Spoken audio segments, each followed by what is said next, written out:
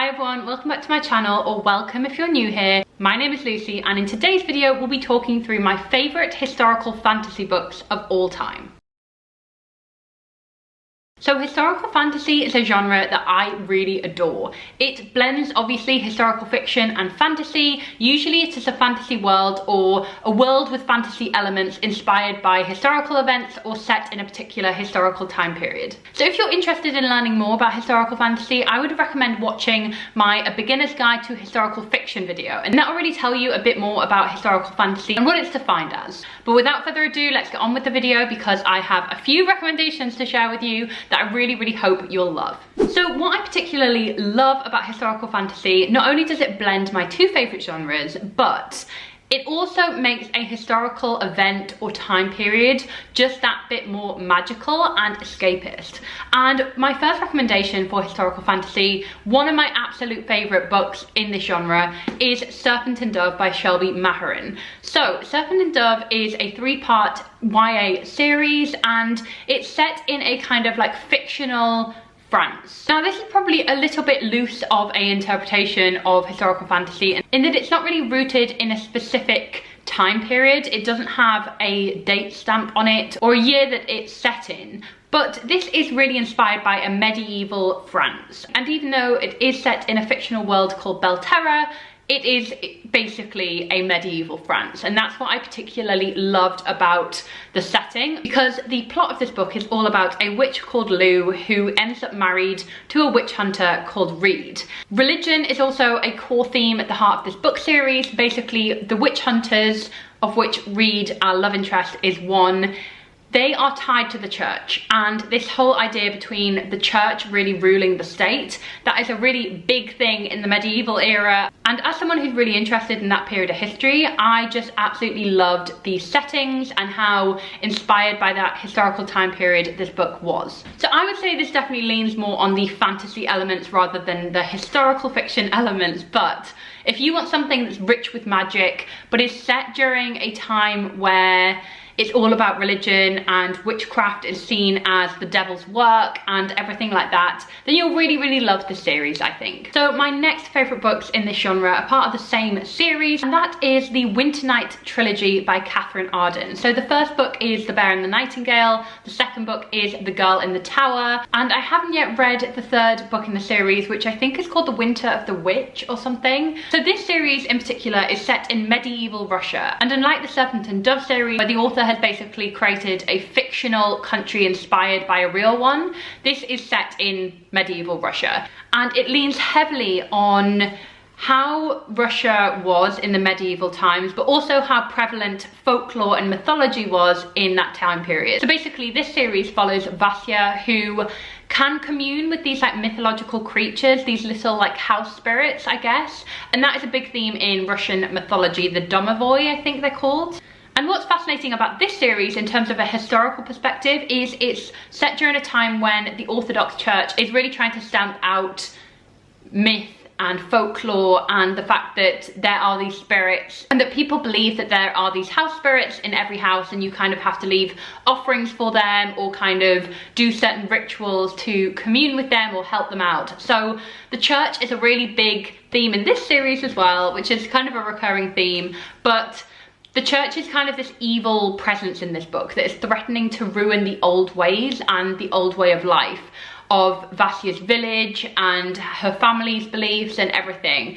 And there is obviously a fantasy element to this. Obviously there are these house spirits, but also there is the kind of winter king. So this series is fascinating if you want something very magical, very mystical, set in the depths of winter in Russia, as you can imagine. Just completely magical, and the setting really blew me away as well. Now I couldn't talk about historical fantasy without name dropping one of my all-time favourite books now, and that is Babel by R.F. Kuang. This is the absolutely stunning Fairy Loot edition. Now just look at this, guys, it's so gorgeous. So if you're completely unaware of what Babel is a historical fantasy dark academia book that is basically set in Oxford in the 1800s. And the reason why this book is so special is because it relies heavily on the historical precedent of industrialization and you know, the Industrial Revolution, but it weaves in a fantasy element, a kind of magical realism where there is this silversmithing, and silver basically creates magic. And the people who can work silver to create magic are basically from Babel, which is the Royal Institute of Translation within Oxford University.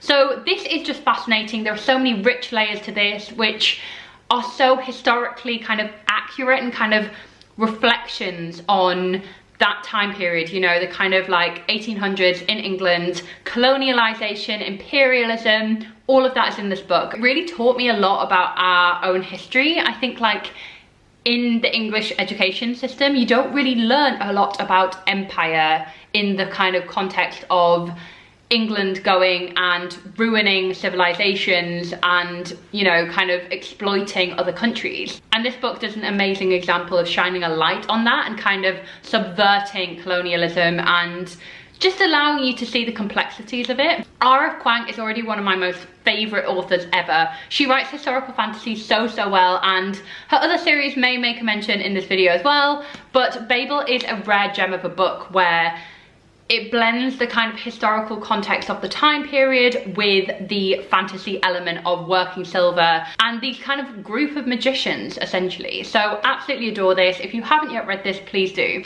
And of course, there needs to be another R.F. Kuang book in this video. This is The Poppy War by R.F. Kuang. I talk about this book all the time.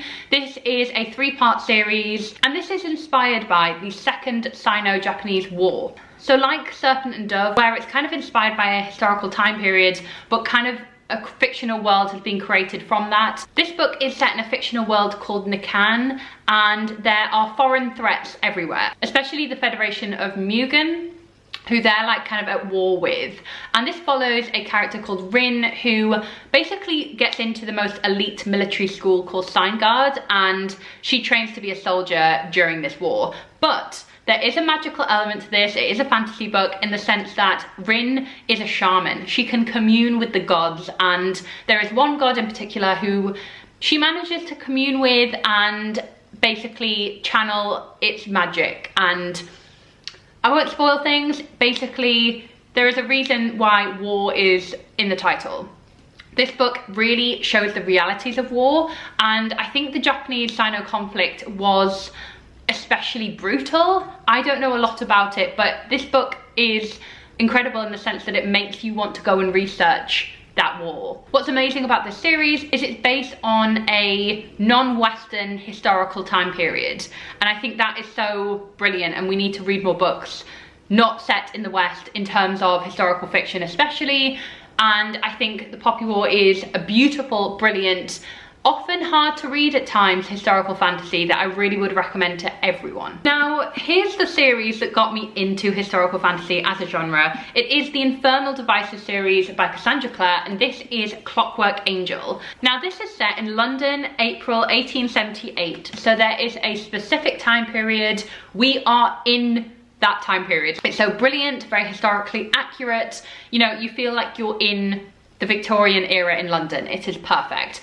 But this is a shadow hunter novel, which means that there are these groups of shadow hunters which are basically half angel, half human, and they aim to eradicate demons. So there's your fantasy element for you. And if you've never read the Infernal Devices series or any shadow hunters books, I really would recommend it. This is my favourite Shadowhunters series, the Infernal Devices, where it has a historical fantasy setting. Love, love, love. This book series is absolutely perfect and heartbreaking and beautiful. There is a romance at the heart of this, absolutely perfect. I also really want to read the Last Hours series, which I think is set in Edwardian London. It basically features the children of the people in this book. So I won't spoil whose children it is, but wow, is this book amazing. When I read this book for the first time, I already knew that I loved historical fiction. I knew that I loved fantasy, but this was the first book I really read that kind of combined the two genres in a way that was just completely escapist and brilliant. So I really would recommend the series if you haven't already. One of my absolute favorites, and I think when I think about my reading history, this book series will go down in history for me as one of the ones that broke me. Like, the last book still haunts me to this day because it's just heartbreaking. So anyway, enough about the Infernal Devices. This is an incredible historical fantasy series and really spurred my love for this genre. So next up is a absolutely beautiful, breathtaking historical fantasy book. It is Midnight in Everwood by M.A. Kuzniar. So this is set in 1906 in London, so Edwardian as well, I think, because that's just after Queen Elizabeth died. So this book is phenomenal in that it is a retelling of the Nutcracker. So it's perfectly wintry, perfect for this time of year. But basically this follows a ballerina called Marietta, and she is born in a wealthy aristocratic household where she is just expected to marry and kind of meet a husband and have a family. However, she wants to be a ballerina more than anything in her life. And when a very creepy, mysterious neighbor moves next door who has these kind of like subtle magical abilities, she is caught in his web and essentially transported to this world called Everwood, which is this incredible snowy landscape, this magical world where everything is beautiful, sweet, delectable, like sumptuous. You read this book and you are like salivating over the descriptions. It's so poetic and beautiful. And essentially there is a darkness to Everwood that Marietta really has to break a certain curse and kind of solve the darkness that is at play here. There is a romance in this as well, which is absolutely like lovely and so perfect. I adore it. But what I particularly love about this book is it kind of has the best of both worlds in that it is set in 1906, and I think I said it was set in London before. It's not, it's set in Nottingham, but a really kind of beautiful time period with a lot of kind of societal expectations. And then you get into Everwood, where it's the complete opposite of 1906 Nottingham. It is just this breathtaking world. So it really is the best of both worlds in terms of the historical fiction and the fantasy element.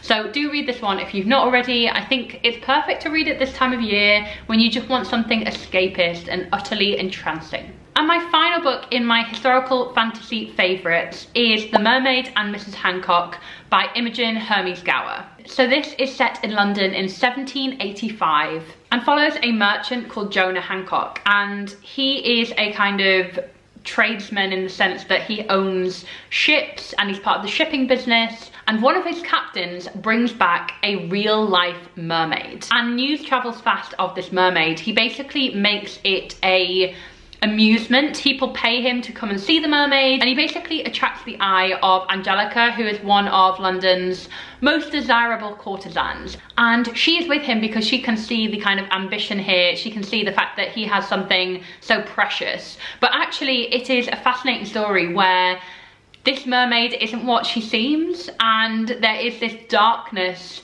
to this mermaid that brings very disastrous consequences, let's just say. So what I love about this is obviously set in the 1780s. It's a little bit earlier than like most of the kind of Victorian Edwardian historical fantasy I've been reading, but I absolutely fell in love with the setting. You really kind of like experience London at that time, especially because our main character Jonah is a tradesman. He is a merchant, and you really see the kind of realities of all that and trade back in those days, and as well as the kind of grimier, seedier side of it, because obviously our other love interest, Angelica, is a courtesan, and you kind of see both sides of that. So I absolutely loved The Mermaid Mrs Hancock. I would recommend you all go read it if you haven't already. So this is definitely on the more historical fiction side of historical fantasy. Obviously it's set in a real life time period in a real life city, but it's no less magical because of that. So really would recommend. So guys, that is it for today's video. Thank you so much for watching, and if you want more historical fiction content and you want to know where to start, maybe you should watch my historical fiction for beginners video, which goes through every single type of historical fiction